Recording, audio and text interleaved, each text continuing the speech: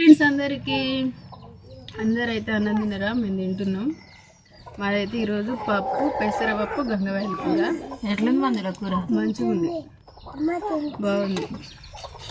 First time తింటున్నావా? First time తింటున్నాను నేను గంగవాయిల కూర, ఎప్పుడు తింటే. నాకైతే ఈ గంగవాయిల కూర పప్పు మా అమ్మ చేస్తే మస్తు ఇష్టం, కానీ ఈరోజు అయితే నేనే ఇష్టం. రేపు డబ్బు తీసుకుపోతారు కదా తేపు. మీరు అందరూ తిన్నారా లేదా కామెంట్ చేయండి. మీదేం కూర?